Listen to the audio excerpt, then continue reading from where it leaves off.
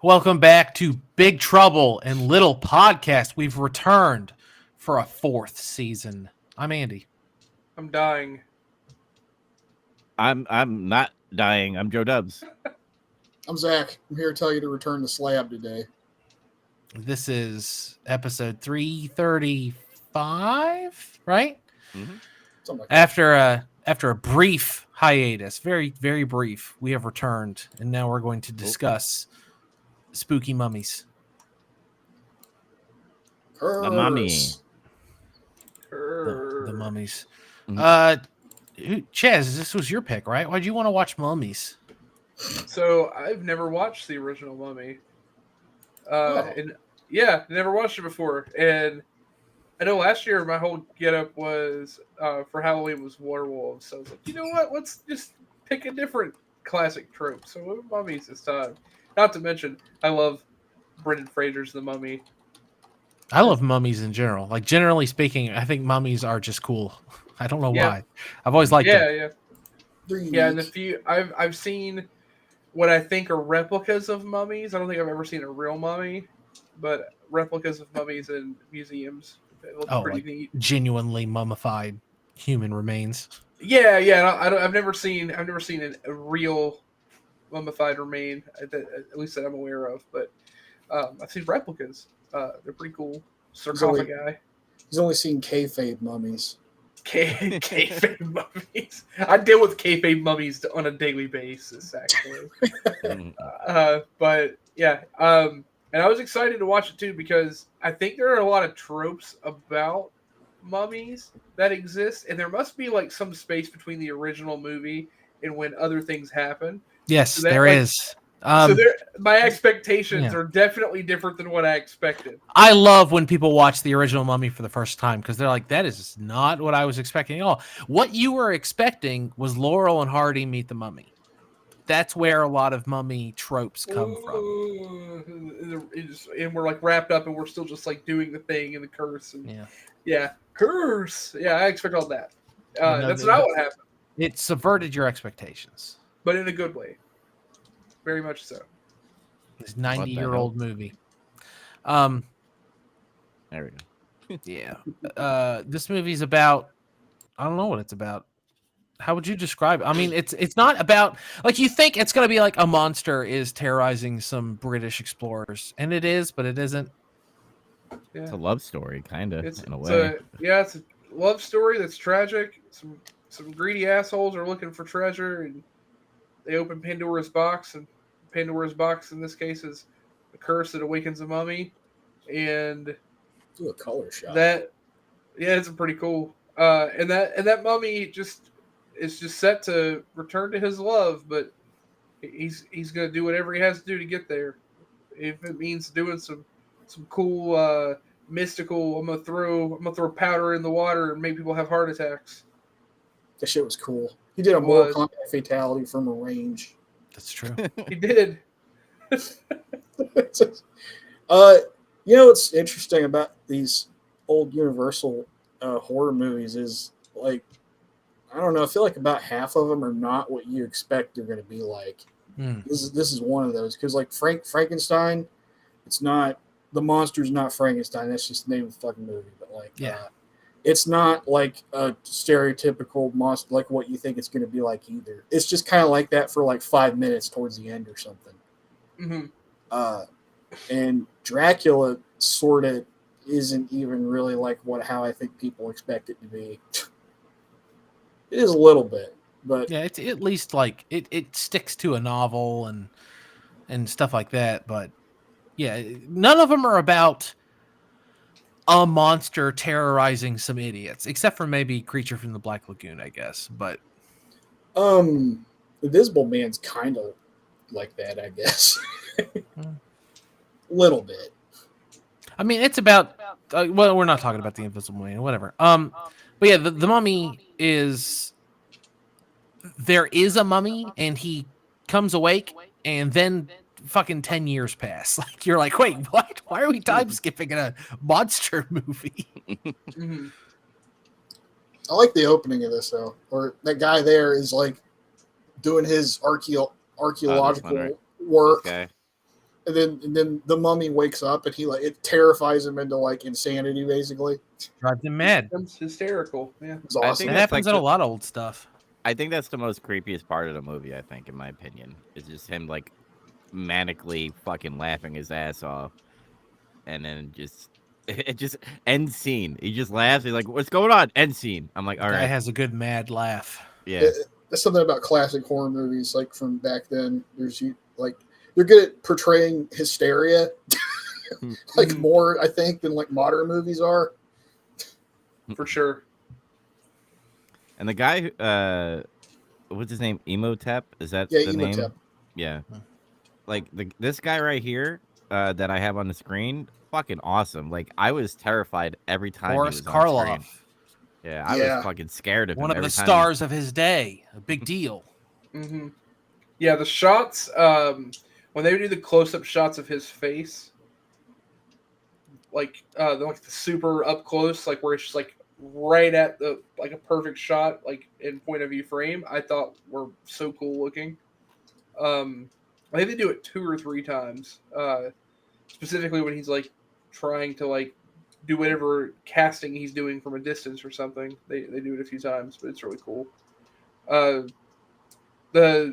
also thought like the story seemed kind of straightforward at first. Like they explain, or they don't explain, but like as the story kind of happens, it's like, okay, what's this mummy doing? And then you kind of figure out, okay, he's trying to get this princess back, but you don't know quite why. The other girl's tied to it. And, they get to the whole idea of, reincarnation is a thing in Egyptian culture. So, but when it starts to explain his story and what he happens, it's like he just loves somebody and then like went to do whatever he could because he was grieving. So then he gets punished in like the worst way possible, and it was so brutal that because they wanted to dishonor him, that they killed the guards that buried him and then killed those guards to make sure nobody said anything. That's a little silly, but okay. I was like, that's metal as fuck. Why did they go that far?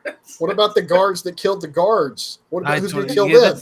That's always the logical next step. But what about those guys? But what about those guys? I would assume at that point there were enough layers that they didn't tell them why they're killing those guards. They just told them it's treason and left it at that, so then it could just kind of be forgotten. Well, who commanded it? Were they killed? The Pharaoh. The Pharaoh. It's one of those because Mom said so. He's like, "What are you doing with my woman?" And then like oh wait, no, that's the next movie. Yeah, that's the next movie. They tweak it a little bit. They do add a little bit to the similarities are fun. Like what they take from this movie for the 1999 version is actually a lot of fun. Like it's cool the way they do it. I agree. But yeah, I thought the way the movie played out was interesting. There's a lot of brooding and some suspense built up because you don't know. I think it's because my expectations are subverted that I don't know what he's going to do for a lot of it. It's very clear he's the mummy, but it's like, is he going to kill someone? Is he going to, is he just kind of going to linger behind the scenes? Is he, and then of course things play out the way they do, but, I thought that the ending was kind of interesting. Like, did they summon an Egyptian god to basically smite him? Is that what happened here? It was divine intervention that basically stopped him from doing what he was going to do? They invoked Isis or whatever, and she she was like, Isis, I've served you. Help me out. And Isis was like, all right. Zap. Isis was like, yeah, this is basically a D&D campaign. I guess I'll do something. NPC's always got to do something here. Okay, well, what irked with you guys in this movie? Like, what were the negatives? Because there was times where it almost felt like it was like a play. Like, it would just be like, they would talk, and then it would be like, all right, we're gonna go off screen, and then it just like, yes. There was, this movie is pre-Citizen Kane. Like, people hadn't figured out how to dynamically shoot a movie quite yet. There was stuff like Stagecoach. There's stuff that's outdoors where it's a little different. But for the most part, when movies were shot, they were just basically shooting a stage play. It was all written that way, and television was written that way, like, forever up until like the 90s or whatever. But until Citizen Kane and a few other things came along, like this is just kind of what movies look like. Whenever something like Hitchcock's Rope would come out, that's like a quaint throwback to how movies used to be, which is this. Mm-hmm. Yeah, I mean, like, I think this is just a few years after they start getting talkies in movies. Yeah, so they're still coming to grips with like, oh my god, this new way we can make film. Because if you notice one thing about this movie, the early Universal horror movies, they're all really quiet too. You just hear a lot of the dialogue. There's not really a lot of music. Whereas like in silent movies, they would have some kind of music running almost constantly. And I kind of noticed that watching this one again. Like, this is really quiet most of the time, except for dialogue. Yeah, they hadn't figured out the whole thing of having background music or like to help set a mood. Like there's, again, like you said, there's baby steps. They're still trying to figure out how to do it, right? Yeah, I'm not sure how much that's technical or how much of that is just like, well, people are paying to hear people talk in the movie now. That's the big thing. Yeah, you can't have music playing. You'll miss the dialogue. Yeah, Right. And now everybody misses the dialogue because everybody fucking engineers all the audio terribly, and everybody has to. They gotta whisper. They gotta mumble and whisper when they do the acting. Either that or you have fucking Christopher Nolan just blast fucking music into your ear. Yeah. That's right. I appreciate the crispness of the dialogue of old movies, though. So,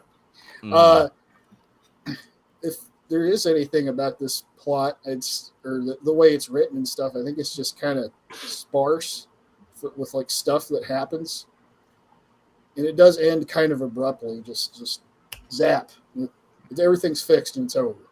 Yeah, I mean, there's like a climactic confrontation with There evil is. or whatever. Yeah. I think I've not seen all Universal horror movies yet, and I know some people really like the old Mummy, but to me, so far, I think it's like the weakest one I've seen for me. I like it a lot, but that's only because of my expectations being subverted. Yeah, like I don't know if the first time I saw this isn't the first time I've seen this. I can't remember what I was thinking when I first saw it, but yeah, maybe it did slightly subvert my own expectations, but that's not really why I'm kind of on it. The middle of it is quite boring. It slows down a lot in the middle. You really got to like when they're just like sitting around that stupid sitting room, and she's like, "Oh, I was at the hotel. I lost time." And he turns up, scene. And it's just like, can we like do something? Can something happen in this movie, please? And then eventually something does happen. Like when he's hiding in the museum and like reading from the scroll of the dead. So, like that part's exciting. But then we cut back to like all these boring British guys at their rich house or whatever. It's talking. Man, this is boring. I don't want to do this. I want to have adventures. And that's how they fixed it. I want to see Boris Karloff crouch over a pool and like look menacing. Yeah, I want to see Boris Karloff do spooky stuff. I want to see him like be a villain.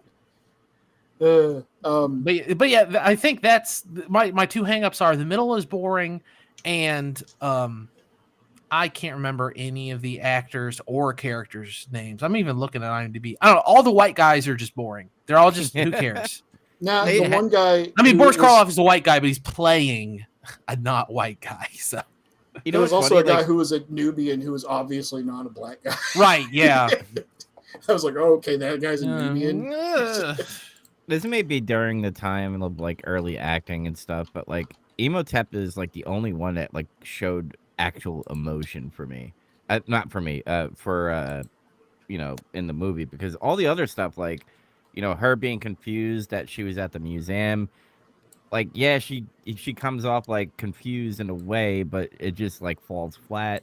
And then the father dies because he fucking fails to burn the fucking scroll. And then like the son's grief is just like automatically like, I gotta get this fucking mummy, dude. He killed my dad.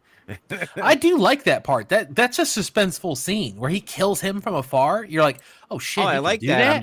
I'm talking about the son. Like the emotion is just not there at all. Yeah, no, they time skip or something, I guess. I don't know. Yeah, it's kind of weird. The one guy who plays who is he in the Mummy? The doctor the older guy who survived and he was helping. Dr. Mueller. Yeah, Dr. Miller. He was in Dracula. He was Professor Van Helsing, and he was Dr. Waldman in Frankenstein. So I recognized him. Oh. But like everybody else, I don't know who any of these people are except Boris Karloff. I mean, Boris Karloff. Yeah, he's Frankenstein's monster, but yeah, and he's in a bunch of other things too. But yeah, I don't know. I don't know if I have anything else to say about this one, personally, unless you guys have other things you want to add. no, I mean, basically, like, I do recommend it. It's pretty short. It's like an hour and 13 minutes, I think, and Something like that, yeah. Like we're saying, it's not what you expect it to be. It's not at all. It's not Scooby-Doo mummies. It's interesting. It really did make me think about a cross between like a D&D villain and kind of like Dracula. Like Nosferatu and Dracula have that weird thing where they like kind of like hypnotize you with their power or whatever. And he's kind of got that kind of amorphous power beyond our comprehension thing going on. And I like that. It makes him menacing. He's like a vampire that can walk out in the day and also knows voodoo. Yeah, no, voodoo's perfect because I kept thinking about like he's like a zombie mage. Yeah. He's an undead mage. Yeah, that's the D&D thing I kept thinking of. But yeah. He's a Egyptian vampire. Yeah. That's my next character, man. Whoa. Andy, you were right. Like when this scene right here where he just walks out as a mummy, like I didn't even think about the time, forward and stuff. I was just like, wait, he's just a normal dude now? What the fuck is going on? And then he's just like, everybody fucking knows him, calling him by his fucking name, like he's some fucking neighbor that is just around doing shit. And I'm just like, this dude is a fucking mummy that walked out of his fucking casket. And they're all just like, hey, it's that guy, man. We know that guy. No, man, that's Ardeth Bay. He regenerated. Yeah. He killed that guy and he regenerated. Cool name, by the way. We just didn't see it. Yeah, Ardeth Bay.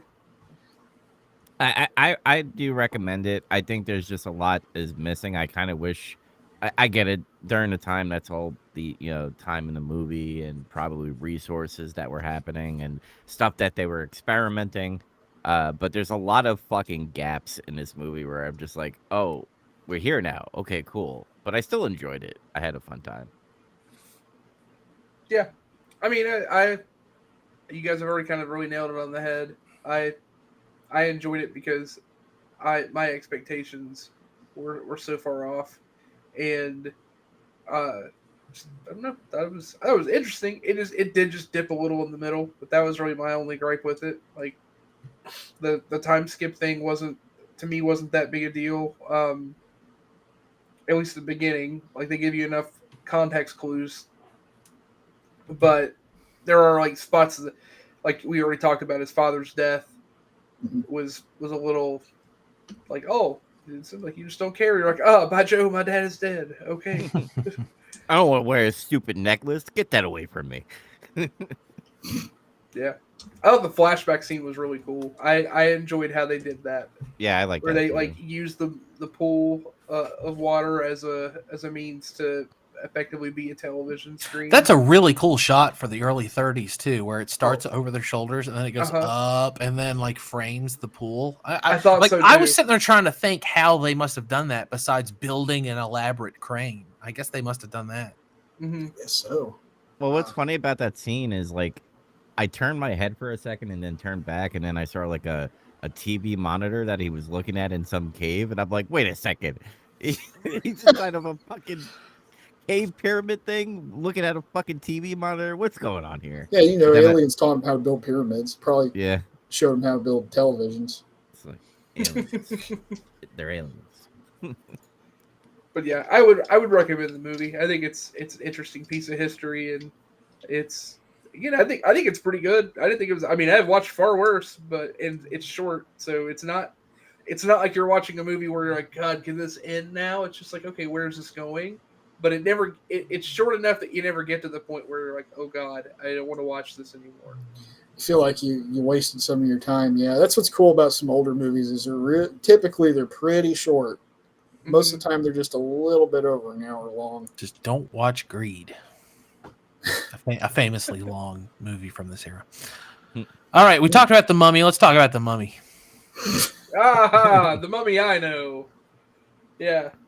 All right, so we all saw this movie as a kid, right? No, I was the only one that didn't watch this. What? You've never watched this movie? Had you never seen this movie? I've never seen this movie until today. You were in for a treat. This movie's so much fun. Oh This my! is part of like the hear. shared millennial experience. Is watching. That's what I thought. Fraser Yeah, I was movie. like, oh, this is one of those movies that just everyone saw at some point. Here's my thing. Like during 1999, I was so deep into fucking Matrix, it was crazy. So like, I was like, fucking Mummy.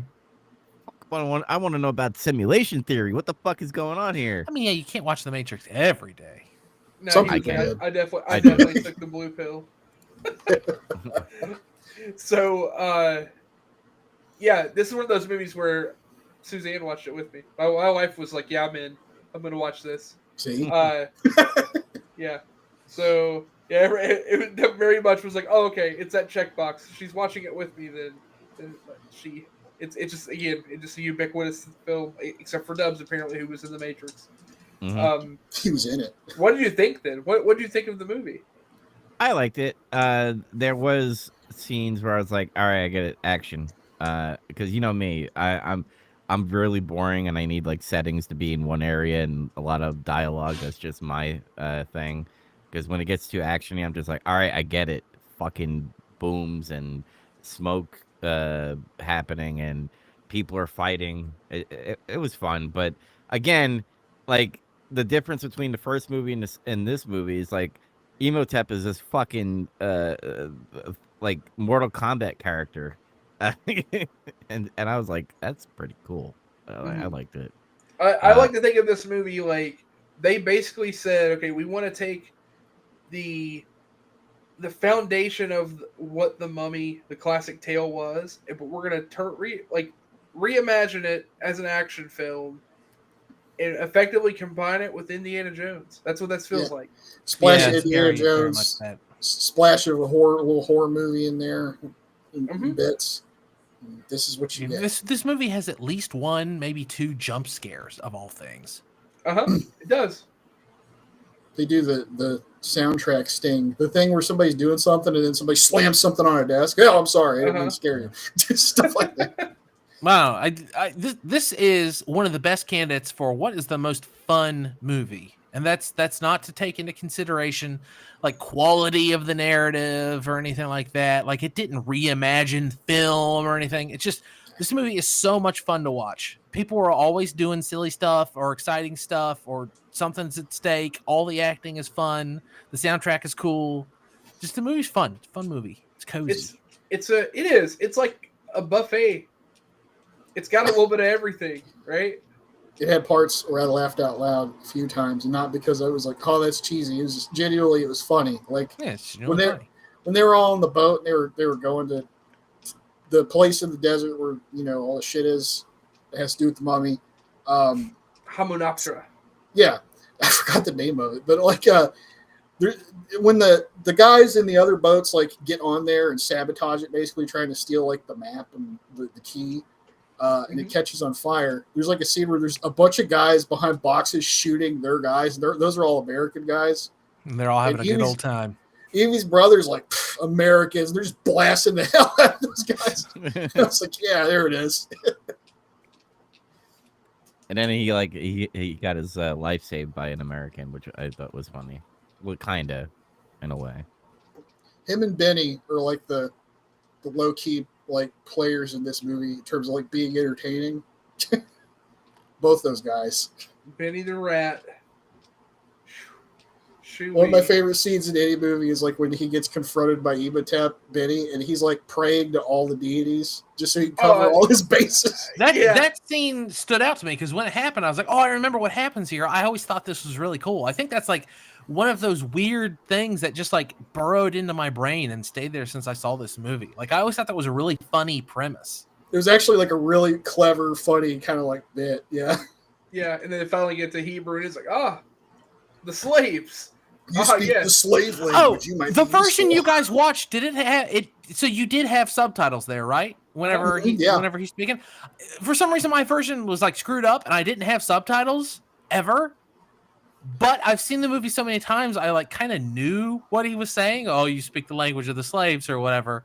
And also, like, I was having a lot of fun imagining like that secret society where they see him. Brendan Fraser's run off the desert. The one guy says something in a foreign language, and I assume it's like, "Should we go get him?" He says, "No, let the desert claim him," or something. I assume that's exactly what it says. I know it has to be what he says. I was having a lot of fun throughout the movie. Like, oh, I know what he says. It's like, oh, I remember you, or stuff like that. And I was like, you don't need subtitles. And that's how well made this movie is it has all of these like predictable filmy bits, but I'm still having fun with it. Like it's one of my favorite meals kind of thing. It's a comfort movie. It felt like when I was watching it. It's a good it's a cheeseburger. comfortable movie to watch. Like I'm never bored. I'm never anxious for it to be over. Like I'm always having a pretty good time. The only time when it's weird is when they go back to the city. It's like, wait, what? Why are we go back here? It's for interesting stuff to happen, but that's the one disjointed part for me. You guys call it a cheeseburger. I think of it like a soup. It's just a comforting chicken noodle soup. There's all the stuff's in it. Just put all the stuff in the soup. I would imagine it's something juicy. Cheeseburger's comfort food. I mean, kind of, but I feel like I'm going to have diarrhea after. I can eat soup without diarrhea. That's a me problem, though. I know we're not talking about gripes with this movie yet, but one of my biggest gripes is the best character in the whole movie is barely in it. The pilot, the British pilot, Havelock. Yeah, best character in the whole fucking movie. I love that guy. He shows up once, and then he's there for 2 seconds, and then they shows up again. They get him to fly, and then he dies. And it's like, which is kind of what he wanted. Yeah, it's kind of tragic. To go out in a blaze of glory. So, like, I always forgot when this movie took place. So I guess it's a while after World War One ends. I guess. Yeah, it's interwar. Yeah, it's actually the same time. It's effectively the same time frame as the original movie. 31 then. So the original movie starts 32. 23. So that's where the current thing like that. Like when we watch the original part when they first unlock it, it's like 1923, and then 32 is the time skip. So this movie starts in 23. That's whenever he first gets attacked, or the mummy first gets shows its head there in the sand when Brendan Fraser gets attacked. And he's in Hominopter the very first time, and then it's like 3 or 4 years after that is when everything happens, and he meets Evie and her brother and everything. So I guess it's not quite the 30s, but it starts at the same time as the earliest date of the first movie. As with many films, I was only able to approximately date it by what firearms appear in it. So yeah, interwar period. Oh, I just had subtitles that told me what year it was. Sorry, I just read it. Oh, that's something else I don't like about this movie. I don't like that it starts with the flashback. That should happen during the movie. Yeah, I don't like that either. But this is like where we're getting to that like cornerstone of let's start spoon feeding the audience. Yeah, I guess that's true. I mean, there's lots of gripes I can have for this movie. Some of the CG in this movie has aged abysmally. Yeah, some of it looks really horrible now. I remember the late 90s, it was like, wow, oh my God. But now it's like, holy shit, this looks bad. Sometimes Imhotep looks okay, and then sometimes he looks like, pretty bad. He was one of the things that looked kind of okay most of the time. But yeah, there's little things like the stupid, whenever the mist is supposed to look like a spirit, it all looks terrible. Mm-hmm. The flashback is so obviously a green screen. Yeah. Like you can almost see the green glow around his bald head. Like it's bad. There's just many moments where it's like, oh my God, that's distractingly disgusting. But yeah, when the servants are kneeling while the pyramids are in the background, I was like, oh my God, that's so bad CGI. Yeah. But then there's times where it's good, like when the soldiers march in at the end after Jonathan like accidentally summons soldiers. They actually look kind of good. That whole fight sequence looks pretty cool. Mm-hmm. Yeah. Shout out to Brendan Fraser in this movie. I liked every part of him in this movie. His comedy is great. He's so much fun. Yeah. Like I said, the only movie I ever saw with Brendan Fraser is Airheads. I've never seen any other Brendan Fraser movie. He's ever. the best part of like everything he's in. Did you guys ever see? I think it's a remake, but it's from around this time. What's it called? Bedazzled. Bedazzled, is that what it's called? It's like Yeah. he's hanging out with the devil, but the devil's a hot chick. That movie Yeah. is a piece of shit. It's an awful movie, but he is so good in it. It's very watchable. I watched that movie a lot. It's one of those movies I would die on the hill because it's when I discovered my sexual orientation. It was a sexual awakening. You Yeah. discovered I watched- Elizabeth Hurley, yeah. The woman in it was hot as hell. I get it. That's the Yeah. point. My tummy tingles. What's happening here? My pants got tight. What's happening? But yeah, I don't. Obviously, in the recent years, there's been this whole discussion about, oh, what happened to Brendan Fraser? Oh, his career's coming back. Oh, he's a fat guy now, and everyone loves him. But yeah, no, he was always like the best part of stuff he was in. He rules. Mm-hmm. Yeah. He allegedly got blacklisted is what happened. Because, yeah, if you remember, he was huge, and then he just fell off a cliff, literally. He wasn't. Nobody could find any trace of him. Yeah. Right. Yeah, his story is really interesting. If you guys have any chance to go back and read or hear about it, I think there's like a podcast that kind of covers about it. It's pretty interesting. Yeah. But I'm glad he was able to revive his career, though. mm-hmm.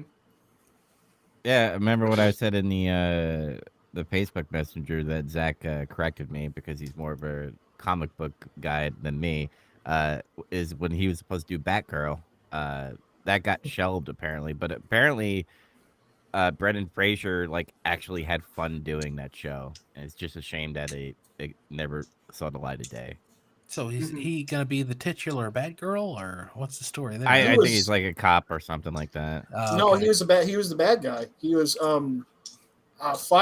Firebug or whatever. The dude who dresses up like a crazy moth. Firefly, right? Firefly, yeah. I couldn't Yeah. remember the exact name because he's like a sea level villain or something. That's cool. If that. But yeah. I don't know what else to say about this movie. I like Rachel I like that he Weisz. has so many guns. I like that he always has a bunch of guns. Yeah. That was cool. Oh, yeah, Rachel Weisz is great and cute. Uh-huh. Agreed. Yeah. She's like Were a you low-key Elizabeth Hurley in this movie a little bit. She's Diet Elizabeth Hurley. There it is, yeah. Really zero. Elizabeth Hurley, zero sugar. Were you guys counting how many times he shot? Because I was like with the revolver. Yes, a couple Yeah. times it was off. Yeah. Yeah, it wasn't off all the time, actually. It was like... Yeah, it's weird. They were right like 2 out of 3 times. Mm-hmm. But then, like when the soldiers turn up at the end, he starts firing, and then it cuts to the soldiers, and then it cuts back to him, and he fires those 2 revolvers, I think 13 times or something. I was like, Yeah. oh, come on, you were so close. You know what made me more mad is when people would throw guns away, like after they used up all the ammo. I'm like, no, you dumbass, you could have reloaded it. What That's are you doing? funny. I forgive that. That is in line with the tone of this movie. I like it a lot when Jonathan does it, like when they're just getting to Hamanatra and O'Connell's using the shotgun, so he just like pulls the pistols out of the holsters and starts He using looks them. at- That's he cool. looks That's at him cool. like, what the fuck are you doing? Pow, pow, pow. Yeah, it's excusable when he does it, but I've seen other characters. I see other characters do Oh, it. okay, And sure. I'm like, oh, come on, you can't do that. Also, I mean, there's a suspension of disbelief anyway, because like half the cast of this movie can somehow fire guns akimbo and hit anything. Like anyone who has tried to fire 2 guns at the same time will tell you, no, that is really hard to do. Like you're lucky if you're hitting stuff with your dominant hand at that point, let alone your offhand. There's no way. It's a good way to waste ammo. It looks cool though. Yeah, everyone's an amazing Very.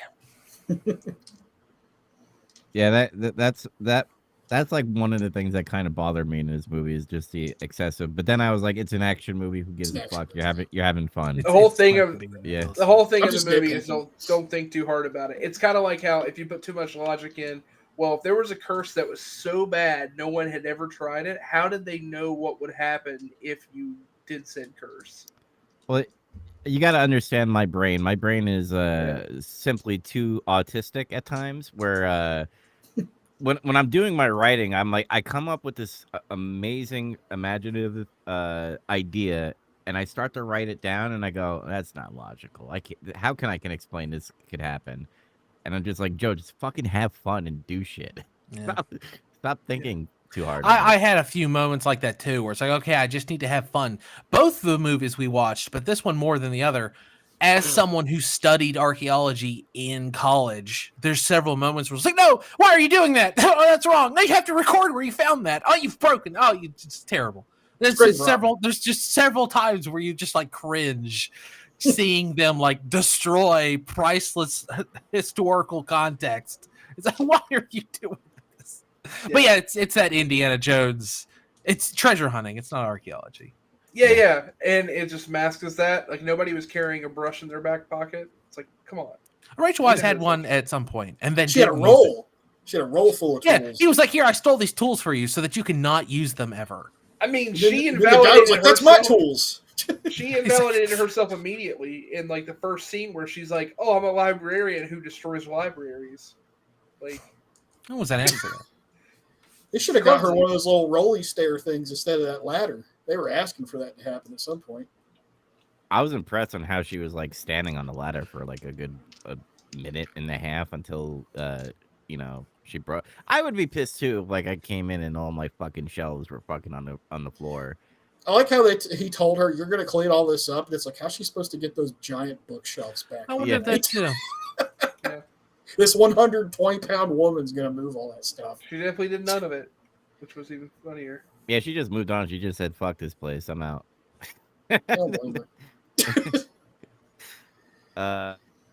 What else about this movie? Like I said, I had a fun time with this. I'm ashamed that I didn't see it when it came out in 1999, but like I said, it was The Matrix, and I was more interested in that. CGI was meh at times. I fucking love when those bugs like ate that dude. When they overtook that guy on the ramp. Yeah. And then like when you see his body, he's just like a decayed like corpse, basically. I was like, fuck those bugs. I'm out of here. And then the part where the Americans are like, where's the treasure? It's a book. And he's like, well, book could be a treasure. And then no, it can't. And then the bottom of it, there was I don't know. The little urns. Yeah. I think the urns that had his woman's parts in it or something.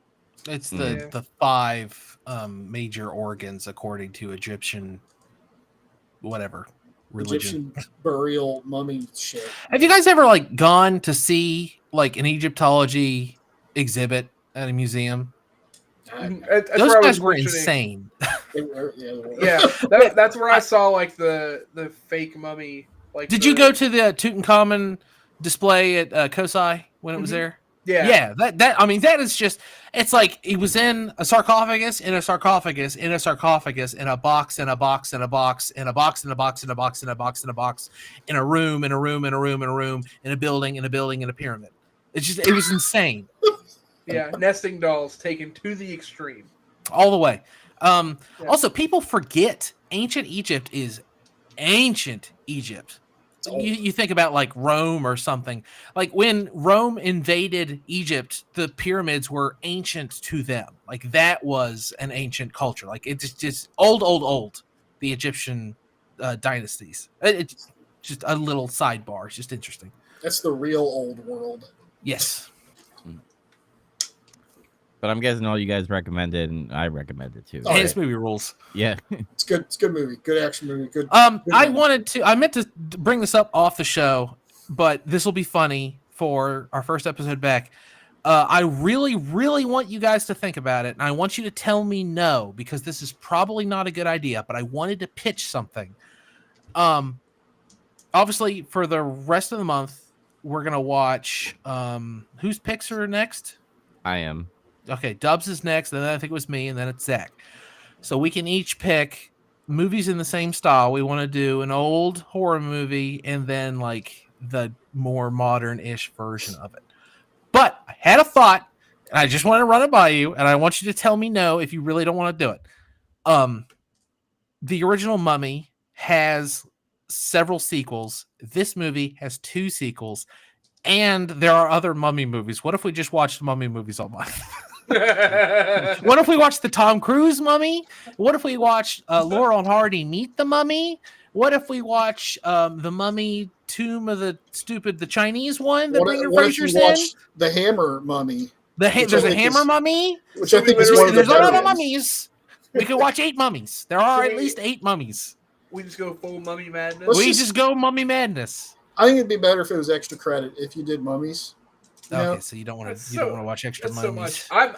I'm pro mummy. So I'm fine with. I'll probably watch like the Hammer one again, just because it's one of my favorite Hammer movies. Yeah. Actually, That's okay. We can mix it up. I don't know what the viewers would want. I don't know if they want Mummy Well, October. I am there's morbidly curious to watch Jet Li and Brendan Fraser take on the Mummy Dragon King. That's arc. right. Jet Li's in that one. That Oh rules. my I God. forgot about that. I forgot about that. And I played the Mummy decoded game, which was actually really good. Yeah, that game rules actually. That game kicks ass, but it came out with that abysmal Tom Cruise movie. I never saw it. I never saw the movie. Me neither. It's It there. sucked I'm just saying. Pretty bad. But that's fine. That's fine. I just had a thought. I thought it would be funny to do Mummy Madness for October, but we won't do it. Dubs already has some picks chose. We'll go with those. Which are the Phantom of the Opera 1943 and the Phantom of the Opera 2004. Boo! Boo! Why That's boo? not mummies. No, I'm just kidding. It was Oh, no, they're not fine. mummies. You can just do They're not extra mummies. extracurricular mummies. And then you got to play the Dakota game. Oh God! For every mummy movie we don't watch, I'm cursing you. Well, we have 4 viewers in the YouTube side, so if you guys want more mummies, just say it and we will Just do let us it. know. Say it. I'll make my choices mummies. Do Mummies it, Part pussy. 2. You won't. So let's see what happens. I thought our thing was we were just never going to do what anybody asked us to do. Yeah. We're desperate this time. Well, maybe this will break tradition. Maybe season 4 we start listening to our haters. All right. So usually, if we have any viewers out there, we have a host credit scene. So before I play this stinger type of thing, Stinger. it's stinger, brother. Keep in mind the clip that I attached to it will possibly change. I just wanted to put something in there, and it's funny. So we will be back. Already apologizing for whatever this is. Yeah. So host credit scene. Here we come.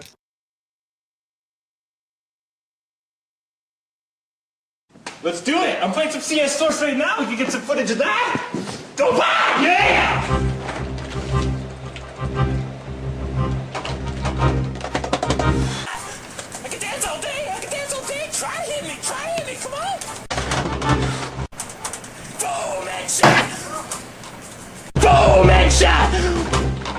Boom headshot. I can dance all day. I can dance all day. Try to hit me! Try to hit me! Come on!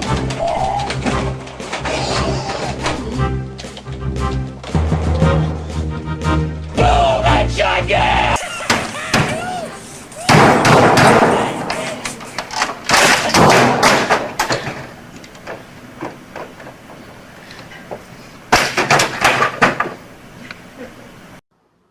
My favorite part of that is the guy standing up in the next fucking cubicle, just looking at him like, "What the fuck are you doing?" Why was that so loud? It like blew my eardrums out. I had to wake up everybody. Well, you did a good job. Well, Dubs, how about you tell us what you've been watching and playing during a break? A lot of shit actually. I said it during Gaiden, which is on YouTube. That's fine. That counts. Yeah, It's so on the books. I read All-Star Superman. I really liked it. I'm back at the comics if anybody wants to know. I took a fuck you. Took a real long time break from it because the last time I read something was New 52 for DC. And the last Marvel thing that I collected was Avengers versus X-Men. That's really fucking long. And I had the whole set for that series, by the way. Every issue. Yeah, so that's one of my accomplishments that I kind of fucking like. AVX gets wild. Oh yeah, it does. I fucking love that series. That's like one of my favorite Marvel series. Uh, I ju- I was going through my comic book collection and I forgot I gave away a lot of my Batman comics, so I have to like re-up my Batman again, which I've been reading Absolute Batman, which is insane. Where Bruce is a middle class uh person that is a boxer. Alfred is a fucking villain. He's a hitman killing people. And everything is like so steroid. It's like the 80s in WWF, essentially, where everybody's just too fucking overpowered. And I'm just like, fuck yeah, it's back, baby. Like Kind of these, throwback, I see. It's interesting. yeah, yeah. So I'm having fun, and a lot of people have been shitting on like the Batman logo because the Batman logo is literally just like a fucking black It just looks square. like a rectangle with like little things coming out of it. Yeah, I kind of don't Yeah. like Oh, it, but like it's not that big a deal. like a Frank Miller kind of style one or something. Worse Yeah, than but that. it's worse than that. But You can still kind of tell that's a bat. Yeah. yeah, you're just like, that's a bat, kinda. I don't know, but I'm having a fun time. I've heard Absolute Superman is really, really good, so I gotta go look into that. I've heard Absolute Green Lantern and Flash are not great, so I'll wait. I'll wait for it to run issues because usually what happens is sometimes when comics they'll like suck in the beginning and then have a really good payoff near the end. So I'm kind of waiting for the story to flow before I pick it up or something. Plus, I got the DC Infinite app. So what I'm doing now is I'm not going willy nilly on a lot of comics because that's how I built up my huge ass comic collection.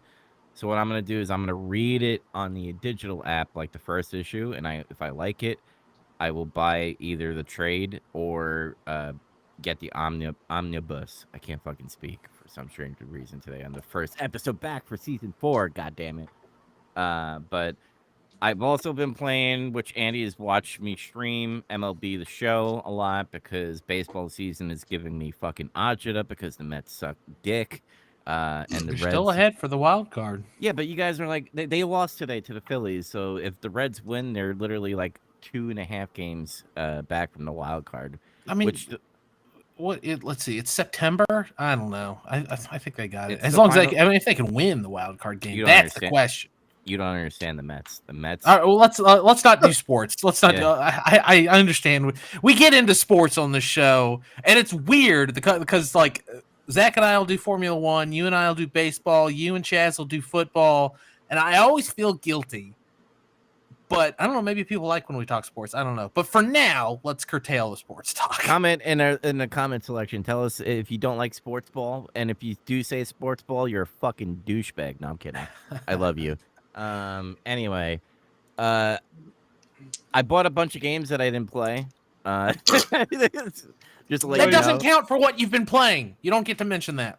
Well, I've been playing MLB The Show. I also been playing Battlefield 6 beta because I remember I said it on the Gaiden, but this is season 4 on Big Trouble in Little Podcast. Me, Zach, Chaz, did you play? No, he didn't play with No. us. Uh, There was and then, a couple of my other friends got on with us and played. yeah, we played for like there was one night where we played till like almost 2 a.m. in the morning because we were just fucking addicted to that game. It's fun.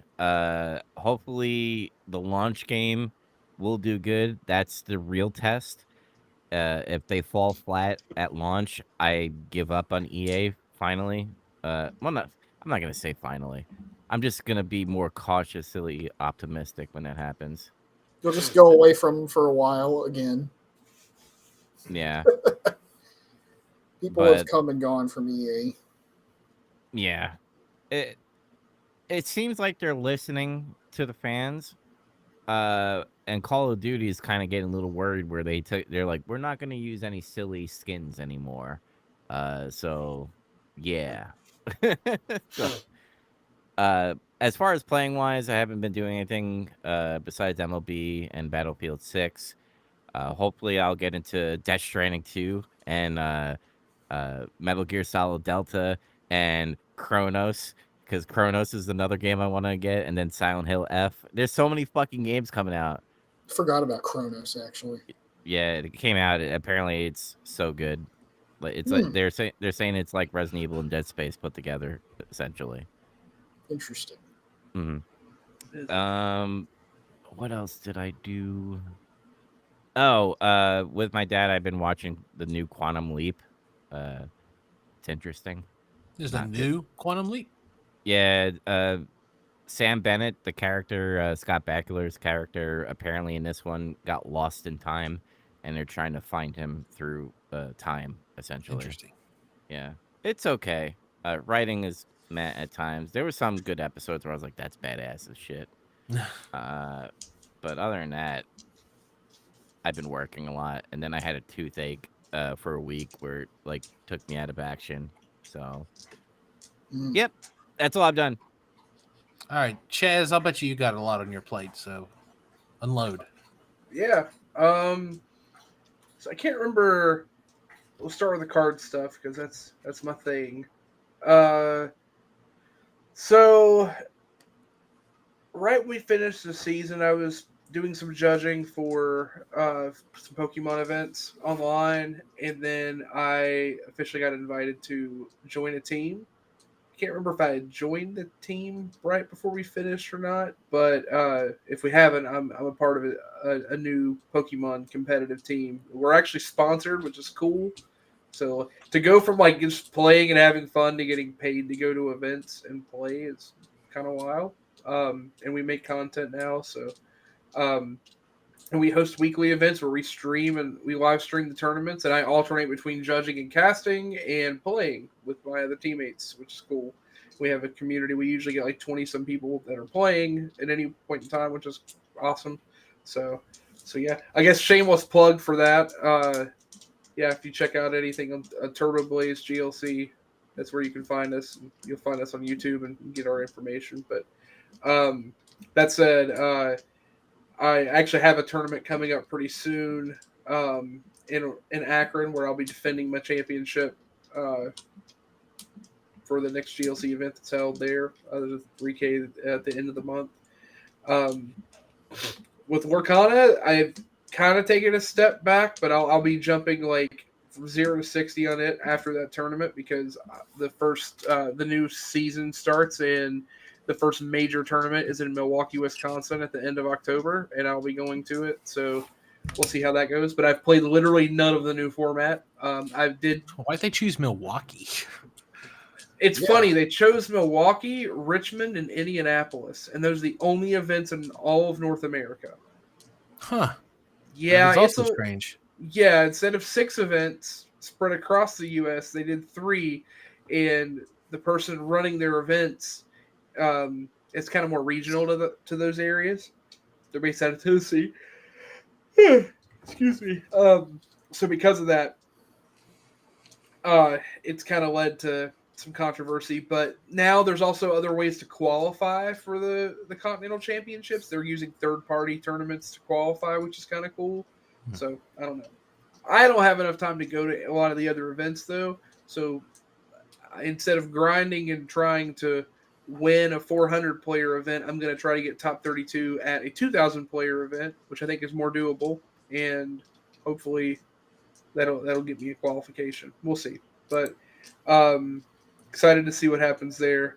I haven't done much else with other card games. At some point, I had played a little bit of Riftbound, but ultimately I decided I have to prioritize so many things in life, and I just don't have time to play that many card games and do all the other stuff that I do. So I kind of just shelved it. It seems like a fun game, but I got to a certain point in the games, and I was like, maybe I should just be playing Magic again, and then realized, nah, we're done. So we walked away. Yeah, that's the time to. Oh. Yeah. So as far as I want to say video games for last because if I'm gonna put any emphasis on things, it's gonna be that. I've watched a random slew of children's movies over this time that my kids got into. She really got into How to Train Your Dragon, so we watched all of those movies. They're cute, they're fun. There's also this movie called The Bad Guys, which is classic bad guy villains, animals that are predators that like don't want to be bad anymore. It's really really silly premise, but the movie's actually kind of funny. I don't know. Yeah, I kind of wanted to see it. I thought the animation looked pretty appealing. It does. It's worth watching. It's pretty funny. Sam Rockwell's the main character. He's hilarious. So I recommend it. We were gonna watch the sequel, but then I had to go to a funeral. We won't get into those details. But while I was at the funeral, my daughter betrayed me and watched the sequel without me with her Gigi. So I got to hear all about how it was how the movie went. She spoiled it all because she's 6 and doesn't know that spoiling is not a good thing. You gotta raise her right. Yeah, we're working on it. So the most important thing that I watched was I finished The Righteous Gemstones. Wow, what a funny show. I think we talked about that on the season finale. No, I hadn't finished it by the finale. We were watching it, but I hadn't finished it yet. But oh yeah, that's right. Because I was like, oh, it feels good when it ends. Like they end everything. It kind of feels just right. Yeah. We finished it up. It was great. And then we just recently started watching Parks and Rec again. I don't know why, but that's what we started. But it's why a great not? Show. The show is great. Show is absolutely amazing. So that's that show is leagues better than The Office. Way better. I totally agree. And I like The Office, but I think The Office is fine, but Parks and Rec is so much funnier. Yes, it's true. Yep. As far as video games, it's weird. I've divided my time up so much into so many other things. I've not played a lot of different games. It's just been a lot of the same stuff, but these two things I'm really proud of. So the first is my daughter and I have officially beaten a co-op game together. We finished Donkey Kong Bonanza together. And no, it was not Sonic and Knuckles where she just did nothing. Like she actually contributed and we switched off and she played Donkey Kong and back and forth. The game's an absolute blast. I've talked about it already. I'd recommend it. It's a lot of fun. And it was my buffer because the other game that I really dove into was Claire Obscure Expedition 33, which I think I'd already started and played a little bit whenever we did the last season, but I hadn't finished it yet. And I don't want to harp on it too much other than just saying that as far as a narrative, the visuals, the music, everything, it is one of the most beautiful games experiences I've ever had. I cried a lot. Yeah, I've heard it's a emotional game. I'm hearing a lot of people saying this is game of the year. It is arguably like game of the year, depending on where we're at. Game of the decade, like it is very good. And I don't like to be the person to get in like pretentious takes on games or anything, but as far as like a media, it is one of the best things I've experienced all year, and it was all the more fitting that I experienced it during the time of dealing with the death of a loved one. So it was incredibly cathartic for that reason. But seriously, regardless of that or not, like the game is just absolutely phenomenal. It is a challenge, I will say. Like but I think you could play. I think there are ways to make it so that it's not so difficult. Funny enough, the game has an insane amount of side content, and I was doing some of the side content because I'm fairly like a completionist when it comes to those types of things. But I hit a wall in the game just because of things with life and everything. And I got to a certain point where I just I was so compelled to just see what the story was. So halfway through, I just blew off all the side questing and I just did the story. And I finally pushed through and finished the game, and it was worth it. But there's a ton of stuff I want to go back and do because it gives you so much more exposition on the characters and the story. That said, it is a game you can pick up and finish. Again, there's got to be some dedication to it, but it's absolutely worth it. And I've been listening, like the soundtrack, everything is great. I think the French studio, like the person who composed the music, and there's like an orchestra that accompanied them. They're even like performing in France, and they like immediately sold out for their performances because of how popular it is in France right now. It would be an amazing thing to go like listen to. Like everything about the game is just awesome. So, yeah. I'll stop going on and on about it. Play Expedition 33. It's really good. That's all I got I think. Oh, I'm probably that's not as much as forgetting I expected. Well, honestly, you did quality over quantity. It seems like. Yeah, I didn't do a lot of little stuff. I mean, I've just been playing a lot of Pokemon. We didn't really go into that. Like part of the team thing is I have been spending a lot of hours testing games to get ready for this tournament. So that's been the bulk of my time, honestly. I watched / listened to all of the Turbo Boys about um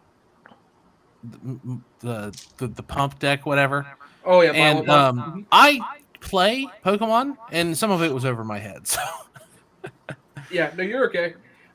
We're gonna try to also break that content down to be more digestible. Like the idea that I had was like making smaller, easier bits for people that are newer to the Yeah, that'd format be to good. understand, and then we have those deeper dives for people who are ready to take that type of leap. You need. I ended up just commentators. having it open in a tab and doing other stuff. And But yeah, You but need I'll actually be going to Akron to play in Full Grips event. Like they have their weekly where you can win badges and play in their invitational, and I will be taking a deck this Thursday. Spoilers: I'm taking Milipump. So I'm going to take Milipump and show them why it's the best deck in the format currently. that's a scoop. That's a scoop for anyone going to Dayton. Now you know what to play against him. Yeah. You need heel commentators. Yeah. So be a heel. It's kind of hard. Like we still haven't figured out know, the I color know. commentary versus play-by-play. I mean, I did that little heel promo to promote our tournament, which I'm still very proud of. Like I think it's the coolest thing ever. Like ever since I was a kid, when I can remember as a kid playing, like going and getting the card game, and the KB Toys that was like an hour and a half from my house held a Pokemon tournament, and I showed up there with my dinky Blastoise deck and got second place as a kid. It was the greatest thing ever. And I remember then, even with the game as it was, I was thinking, man, wouldn't it be cool if like there were gyms and you could go and you could like challenge people, and then like you could go face the Elite Four. And I have never seen an iteration of that. So that's how the idea came up. So now we're going to make that a reality, and people can play in these championship series we're hosting and have a chance to face our Elite Four. And if they get past the Elite Four, they get to face me, the champion. And if they beat me, I'm going to give them $1,000. But good luck, because you're not beating me. Oh, Oh Yeah. shit. oh shit! Can't see me. Yeah. So challenge is out there. It's been there. We'll see how it goes in a year. We'll see. I've also been playing cards. Did you know that? Did you now? Tell us about it. No, he's been Nah. opening cards too. Yeah, I open cards pretty frequently. I also I'm- open cards. Yes, I see that. I actually, yeah, it should be at the end, but I'll go ahead and say, yeah, Big Trouble Rips is trucking, man. I haven't missed a day in 3 months. If it's not 3 months yet, it'll be 3 months soon. I'm very proud of that. So, What That's time do you awesome. do it, by the way? Is it really early in the morning? not necessarily really early. It's just part of my morning routine before I go to work. But obviously, once it's up, it just kind of hangs out on YouTube all day. And I notice like weird spikes. Like the algorithm doesn't know what the hell it's doing. Sometimes there's like sometimes I'll get like 300 views in half an hour and then nothing the rest of the day. And then sometimes I'll get like 12 views. And then for some reason at noon, there's like a couple hundred and then there's more later. So there's no rhyme or reason to it. But yeah, Big Trouble Rips going strong. It's only shorts right now. I have a longer video planned. I have 2 longer videos planned. One of them's Gundam related, and one of them is reboot related. I bought a booster box of those reboot cards I've been opening. Yeah, go check that out. But speaking of the Gundam cards I've been opening, and those videos for some reason do really well because no one can find them to open. I've been playing the Gundam game, and I picked it up initially because I just really like Gundam. I wanted it to be a good game. Well, I've been to 2 store events now, and I'm happy to report it is a fun game. I enjoy playing it. It's neat and interesting, and it like my brain can get wrapped around it easily enough because it's like, oh, this is like Magic. Oh, this is like Pokemon. Oh, okay, this is kind of like neither of those things, but I still get it. And like I have my Xeon deck. So that's a Zaku. That's a Zaku. This ain't no Zaku boy. That ain't no Zaku, boy. No Zaku. But yeah, I've been. It's one of the more popular builds. All the more popular builds than this require cards that I can't get my hands on. They're really expensive, like Wing Zero, for instance. But It's fun. I've been playing it and trying to work on it, and I was clued in today some ways to play it digitally that I'm going to discuss with Zach probably after the show, and hopefully he and I can start playing. Obviously, we can just do it with like webcams and stuff, but there's a way to just build your deck digitally, and so you can build your idealized version of it if you had the kind of money that you It's probably wanted. what the Lorcana thing that Chaz was talking about last season. Yeah, similar. Yeah, but yeah. People have just built Gundam into an existing framework. But it's fun. I like it a lot. Besides that, though, I've also I don't think I've played any video games since the break. Wow. Really? Okay. I don't know why. I've been doing a bunch of like, it's weird. I feel embarrassed saying this, but I've been burning up a lot of time. I got real into lifting weights. Oh, hey, me. Okay, I didn't bring it up, but I now lift weights 3 times a week. So yeah. Yeah, Cool. but I've been like looking up videos about form and stuff like that. Like, it's weird. Here we are on a podcast discussing movies, video games, card games. I'm like, I've been lifting weights and I'm embarrassed about it. Yeah, I just like how you made fun of me about my let's stop talking about sports, but I've been lifting weights, bro. That's right, bro. You're gonna get Sorry. swole. Make him feel bad about being healthy. What an asshole. But no, I have been sinking a lot of time, 5 to 6 days a week doing workout stuff. But besides that, I have found time to watch a few things. And honestly, one of the main reasons I haven't had time to watch anything is because my quest to see the rest of Dragon Ball Z on VHS evolved into watching all of Daima, which evolved into just watching Super. And Super finally got good. I mentioned this on Guidance, so I'm not going to get too deep into it. But I almost didn't stick with Super. I fucking can't stand the first couple seasons of Dragon Ball Super. I don't think it's good. I think it looks bad, and I think it's written poorly. But I finally got past the first tournament. They had the tournament between the two universes, and now I'm in the Goku Black stuff. And now it's interesting. Interesting stuff's happening, and the characterization's better, and they're doing more with Vegeta than they've done in like fucking 20 years. So I'm into it now. I'm gonna stick with it. I was gonna bail, but I'll stick with it for now. Some Roman memes in that saga too. Oh yeah. Don't shoot him. No, He's not black. I've seen that. But I also watched. What happened? I made a throwaway joke on an episode of Big Trouble Rips about maybe I should like watch Reboot because I keep opening the cards and I can't remember the references. So I watched the first several episodes of Reboot. That show's okay. Honestly, I think it aged fine. I thought for sure it was going to be like, cringy trash or whatever, and parts of it are, but it's still fun. I don't know what it is about that studio because listeners to Big Trouble will remember maybe it was a year ago, maybe a little more. I rewatched all of Beast Wars, which the same studio in Canada did, and I liked it just because it's rose-tinted glasses. I watched it as a kid, and I like it now as well. And Reboot's kind of the same, but they do a lot of really cool things with this digital format that you can't do with other shows. They do interesting like zooms and transitions and stuff like that. I don't know, it's neat. I have fun watching it. It's not the kind of thing that I'm watching and taking notes on and it's changing my life. It's just, it's big dumb entertainment. I've been having fun watching a little Reboot here and there. And I did watch a movie. It's called Hiroko the Goblin. It's directed by the guy who directed Tetsuo the Iron Man, which you guys will remember from last year's season kickoff. Shimura, the guy who directed it, he got a studio job and had to just like direct some stupid ass. I think it's based on a manga. It's some high school kids. There's like their high school's haunted or some shit. And it turns out there's a yokai there, which is like a Japanese folklore nonsense. They translated it as goblin, which is stupid. And it's a fun movie. I liked it fine. But that's kind of it. I watched a whole lot else, a bunch of YouTube stuff that who cares about. But and then I wanted to transition from me to Zach by saying I watched the Italian Grand Prix. Monza, that's right. What'd you think about it? It was all right. Just all right. It was all right. But so much drama in McLaren. Oh my God, that's all I've heard about since the end of that race. That's all that stuff at the end. Yeah, it's kind of interesting, but I don't know that it's worth harping over. Like, are they like shoving it down everybody's throat that there's drama? Like, are they? Kind of. Well, the drama is that McLaren tried to not have drama. That's the drama. Oh.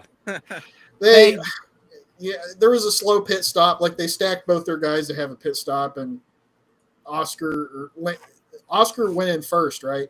Yeah, Oscar went in first and had a pretty slick stop. Yeah. And Lando came in and they fucked his stop up. Yeah. Like the guy with the air gun and the fucked up one of the tires. Yeah, it didn't fire all the way or something. So then they asked the cars to swap places because it was unfair. They said it's just like what happened at Hungary last year. And as we all remember, I say jokingly, but last year after Hungary, there was a ton of discussion about whether they'd done the right thing. And both drivers were pissed off and being little like bitches about it. I remember the podium at Hungary was the two of them and Lewis. And in the cool down room, Lewis was like, man, you guys, those cars are so fast. And they're just like both barely talking, like being assholes. It's like, on. And then Lewis. And then this year it's the two of them and Max, and it's kind of the same thing, except Max is not gonna make anything interesting. He does not care. Yeah, he didn't give a fuck. They're trying to get him to like say shit during like the thing where like all the press people try to ask him questions, and he's like, he just flat says, "I'm not gonna talk about this. You guys keep asking about it, but I'm not going to say anything." No, that's why, like, I'm really excited next year for Max to not be the defending world champion, because then I can root for him and not feel bad. Like, I can root for him and not be like, I'm rooting for the best driver. I'm like rooting for him because he is one of the best drivers who's ever lived, but also he's hilarious. The pre-race, like when they have the three drivers on the couch interview, it was him and Hajar and who the hell cares. And they were like, oh, Hajar, now that you have a podium, you might go to Red Bull. There's rumors, and you'll drive with Max. What do you guys think about that? You think the chemistry between you would be really good? And Max grabs the mic and goes, no. And the interviewer's like, okay, Hajar, what do you think? And Hajar like grabs the mic and he's like, well, and Max, who is not on mic, but you can hear him because he's too close to, I think it's Oscar. He's too close to Oscar's mic. He says, don't tell them anything. Just say nothing. Just say nothing. You don't have to do this. He's like bringing Hajar over to the dark side. He's like, fuck these guys. Don't give them anything. It's very funny. Riken in school, except he's not actively trolling him.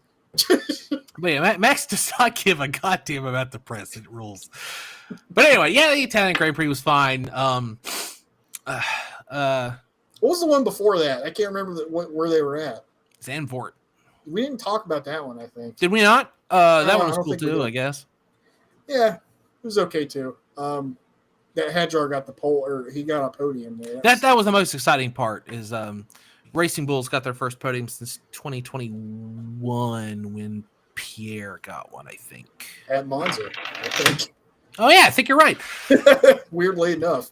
So yeah, that was really exciting. I felt super bad for Yuki because he's just not. He's not going to get a Red Bull. So this guy just keeps crashing into him. This guy on the field just keeps crashing into different people and causing problems. The funniest thing that happened in Zandvoort was like when Charles Leclerc crashed and just sat on a hill. Yeah, yeah. When what are the Kimmy? What's the name they're called? Kimmy Taliban Yationi or something like that. He learned from George. Osama bin Russell taught him the ways of the jihad. I called him Jihad George. Jihad George? Wow. Well, because he used to crash into people more. There's a real famous. We're getting way in the Formula One weeds. This will be the last tangent, and then we're gonna let Zach talk about what he watched and played. But people call George Russell Osama bin Russell because for lots of little reasons, but most famously, when he was still at Williams, they were looking at him as maybe getting a seat at Mercedes, then the top team. And he was in direct competition with Valtteri Bottas, who was the second driver at Mercedes at the time. And famously, in a race, they're on a straight, and Bottas is passing him, I think, or maybe they're battling back and forth. Yeah. And George pretty clearly, as far as anyone could tell, just fucking runs right the fuck into it. Like, just like hits the side of his car. And everyone was like, what the hell was that? Like, and he's always been like, oh, it was an accident. Oh, something else happened. Oh, I deny all of this. Didn't he get mad at him? Like, he crashed into him and got mad at him. That's the move. He's always, what did I hit me? That's called the Liam Lawson. What's wrong with this guy? Like, Badass was just sitting there looking up at him like, what the fuck? And he's yelling at him. But ever since then, people who are like, you know, the more meme culture-y parts of Formula One say he is Osama bin Russell because he jihaded Valtteri Bottas. Well, at Zandvoort, Kimi Antonelli did a bit of a jihad of his own on Charles Leclerc. Leclerc came out of the pit, his tires weren't warmed up, and Kimi accidentally hit the back of his car and spun him into the barrier, ruining his whole race.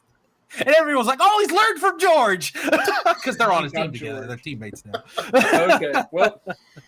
He just like got out of his car, went over the fence, and just found like a little hill, and he just kind of sat there, and he just looked he crashed in a weird part of the track where they like couldn't get him off the track, so he's just like sitting on a sand dune for like 15 laps just watching the race. But it was pretty funny. But Zach, what else did you do besides Formula One?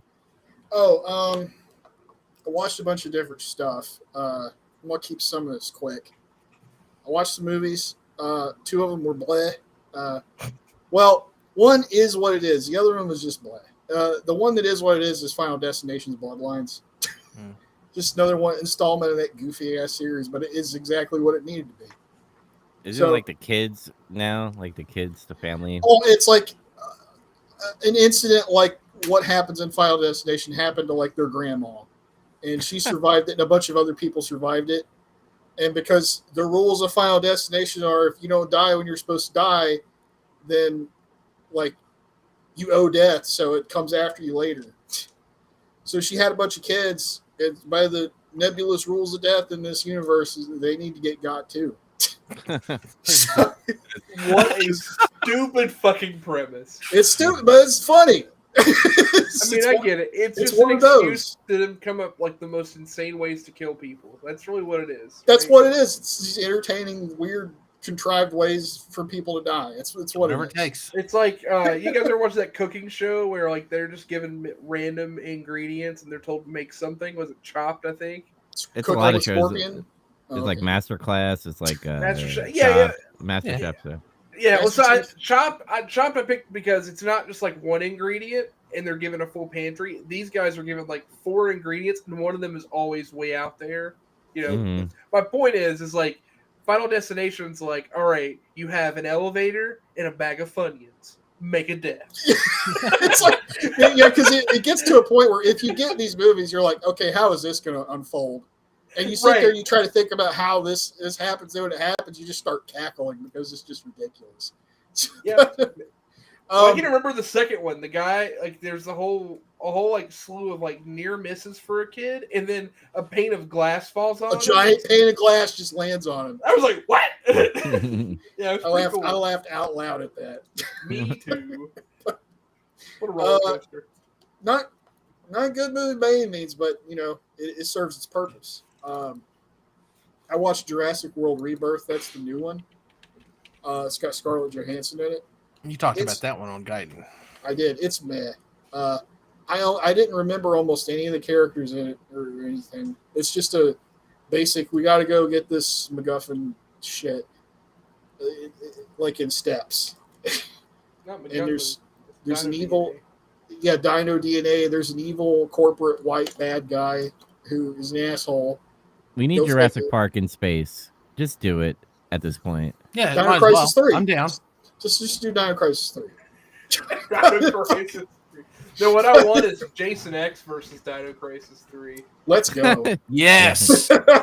I mean, why not? Why not just have the dinosaurs on the same station as Jason? Let's see what happens. I'd fucking build a park on the moon. But it's kind of forgettable. It's just like a little popcorn muncher movie. I also watched Edge of Tomorrow with Thomas Cruise, who was like, that's that one where he keeps dying and coming back. It's an underrated movie. It's really good. I liked it. It's, I didn't know it was based on a manga though. So it's like Space Marine Groundhog Day, right? Part of me thought that you would be the one to choose that for one of the themes we discussed, but we'll wait and see, I guess. If we were gonna, when we do Cruisemas 2, it might come up. Well, it's time. I forget it. Whatever. But it was good though. I enjoyed it a lot. I didn't know the story continues after where it leaves the movie. So I guess I gotta try to read the manga and see where it really goes. They were gonna do a sequel. They were planning on doing it. Something happened and it just fell through though. Didn't work out. Watched Howl's Moving Castle. That was good. It was really good. Classic. I think that was my first Studio Ghibli movie. Never seen any. So that's outrageous. I don't know. Never saw them. But the friend circle I had wasn't really into them. It was just something that never really came up usually. Did you ever play the games or anything either? Nothing? They have games? Yeah. One. Oh, no, I have that game. I just never got around to playing it. It's in my backlog. So one day I'll play it. I got way back into anime since we've been off break. Everyone's doing the anime now. Yep. Of course, we did some little Gundam reviews in the guidance. You can check those out at some point. 2 of them. Endless Waltz and Kukuru's Dones Island. I've watched Attack on Titan. I finished it. And I'm still not real sure how I feel about the way it ended. So I don't know. I liked it overall, though. Did you have emotional diarrhea? Not really. There was a hint. You hesitated a little. You said not really. There were times where I'm like, oh damn, but like no, not really. Okay. Yeah. It's a fucked up world. This is a fucked up world. It's kind of fucked up how it ended too, in a way. No, it is pretty fucked up. I still kind of feel like I don't know about this. This is just me speculating. I feel like this guy was doing something with his story, and I feel like he didn't know what to do, and he just took a left turn and decided to end it. That's what it feels like to me. It doesn't feel like it played out the way I thought it was going to. It's so hard to know because the way that show, not to dig too deep into this since you guys haven't watched it, but like, yeah, this it completely like pulls the rug out from under you at the end of season 3 to get to like season 3 to season 4. There's this huge shift to the point you're like, oh wait, what is this about again? Like it completely changes what your perspective of things are. So it's so hard to know what he was actually thinking, right? Mm-hmm. I don't know. Like it is a little out there. It's one of those things sometime we'll get together, we'll drink and we'll talk about this. I have a lot of opinions about it. I have watched it through twice now. So watching it back a second time, there's a lot about it that gives context. It's pretty cool. Yeah, I want to talk with you about it at some point. We'll have to get away from other people and discuss it. But yeah, you guys should do a Gaiden. Maybe. Attack on Gaiden. Attack on Gaiden. I've also watched some other Gundam things. I've started G-Quax. That's how you're supposed to pronounce it. It sounds weird as hell, but that's the way it's pronounced. I was calling it G-Cox. But I'm only 2 episodes in, but when I saw the second episode after that, I was completely locked in because it's like a weird tribute throwback to like the original Mobile Suit Gundam, like that whole episode is in a way. They even play a lot of the old music and sound effects and everything, but it's like brand new animation. It's just crazy. I'm locked in. I haven't watched any more episodes past the second one though. I started rewatching Iron Blooded Orphans because it'd been several years since I've seen it. And I don't remember a lot of the characters and stuff, and I didn't finish it because at the time they only had that one season done. I'm the same way. I've watched the first season, and then I was like, I'll watch the second season once they translate it. I never got back to it. I'm like, should I just start it over? I don't know what to do. Start it over. It's good. Plus, I'm trying to refamiliarize myself before all these cards come out in the Gundam card game. Yeah, that's the next series. Yeah, that's what's making me feel bad. Is it's like I don't know who any of these people are. I don't remember. Like I remember. I keep thinking that with all these goddamn seed cards. Like, who the hell is this jerk? I don't even know. He's in seed. Who knows? That's no, he's from Witch from Mercury. Oh well, I don't know that either. So Guel Jedrick. He's the loser. He's the Dan of the whole series. who's this one from? I don't even know. It's I believe Grandpa. that's a Gundam. What? A Gundam? But Iron Blooded Orphans was a good one. When I first watched the first season, everybody was like, yeah, this is one of the better original that first season kind of like reinvigorated my love for Gundam, because like I'd liked Gundam and then there hadn't been a good Gundam in a while, and I got Crunchyroll for other things, and Iron Blooded Orphans was like the new hot show. So I guess I'll watch this. I was like, oh yeah, Gundam rules. I forgot. So I feel like you could recommend it to people that are like maybe they get icky about trying to watch old anime, even though the original is like one of the best ever. Yeah. Try Iron Blooded Orphans. That might be a good jumping on point for somebody. It has one of the most compelling premises for the Gundams. Like, a lot of them are like kind of silly. It's like, oh, a bunch of terrorists come from space to overthrow a paramilitary organization. Like, it's kind of confusing, but Iron Blooded Orphans is pretty straightforward. Like, they're child soldiers and they're sick of this shit. That's the premise. They solve that shit within 2 episodes too. Yeah, they do. Pretty permanently. And I've also been watching this new anime that I think it came out this year. It's called Freund Beyond Journey's End. And a friend of mine told me about this one, and the premise was super interesting to me because it's a fantasy anime, like Japanese D&D kind of setting. And the premise was it's about this elf mage, and like was with her party, and they completed their adventure. They defeated the big bad and everything, and it's over. And it's kind of about what happens after that. Oh, that's a cool idea. There's never really a story like that about what happens after. Yeah, the D&D player in me is very interested in that, like, immediately. That hooked me immediately because that's what got me. I'm like, that sounds like a really interesting premise. And it's especially interesting because since she's an elf and 2 of her companions are human, within the first few episodes of the show, like, they get really old really fast for her. And it's dealing with that too, about like how her friends are getting old and they're going to pass away and stuff. And she's like kind of has to come to grips with that, things like that. But there's still stuff about it. Like I'm only about 5 episodes in, and it's got a more deliberate pace than other anime does, almost meditative in a way. Because she spends a lot of her time just looking for spells or like trying to help people, like in this D&D land or something, in exchange for money or spells.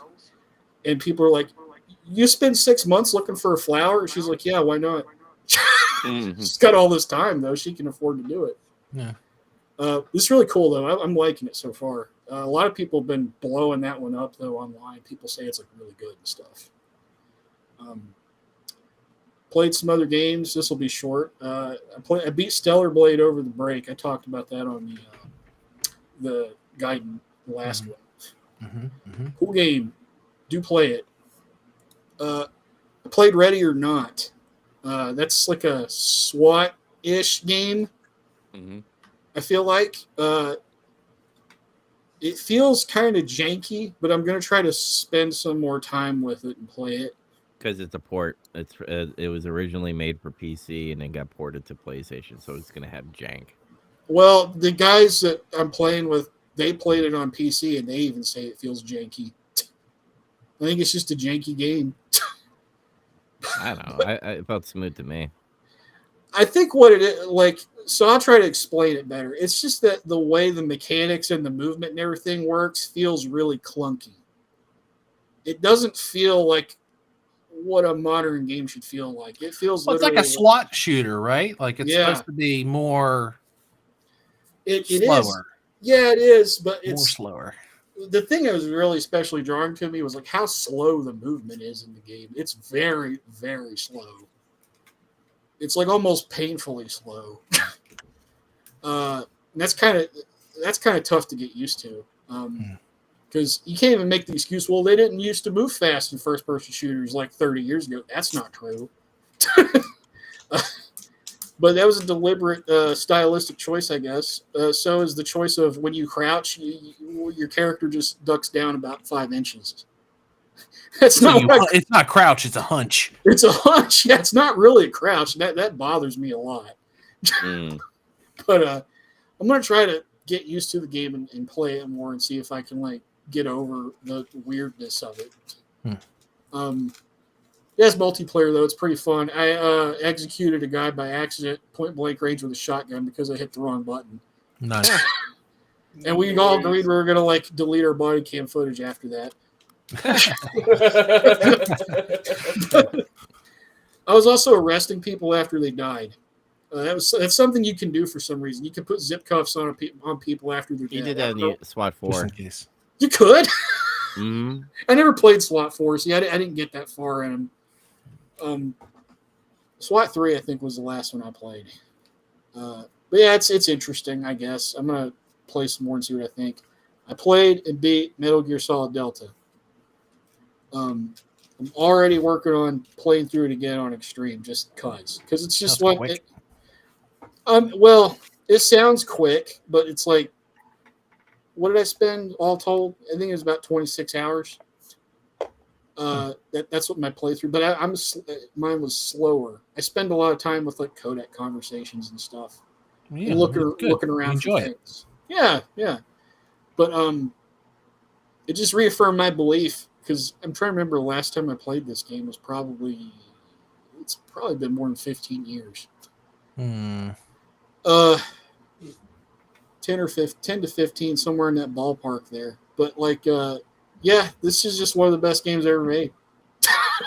I used to always think that before, and it just been a very long time since I played it, and I played it again, and I'm like, yeah, it really is. It really is. And anybody that says it's not is just, I don't know, a fool or something. Yeah, I haven't beat Metal Gear Solid 3 since 2011.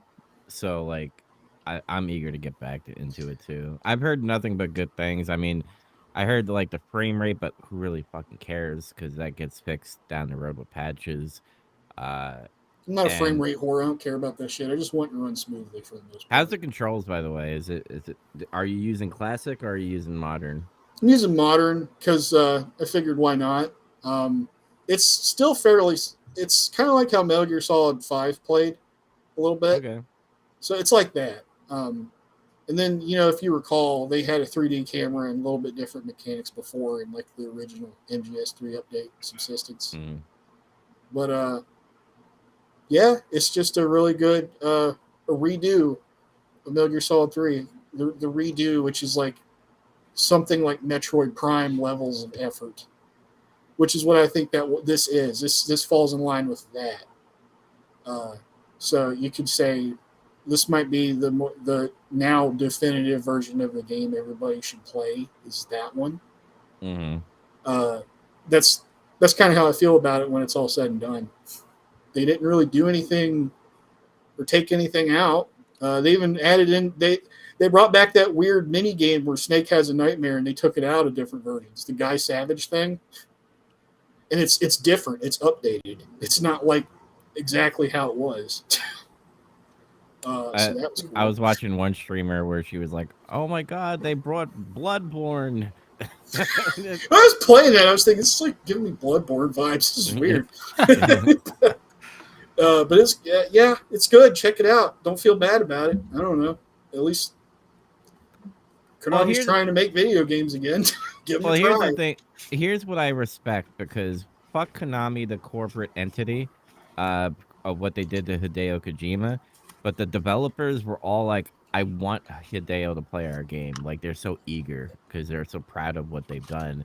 And, I don't blame Hideo. Like, he's full on fuck Konami mode. I'm not going to fucking play their game type of thing. But maybe one day he will, and maybe shout out to the dev team or something. He shouted them out, I think, anyway. He's like, I wish those guys the best, but I'm not going to play that game. No, blame him anyway. Why would he? He probably played that game to death before. Yeah, he knows that game intimately. Like, it's fine.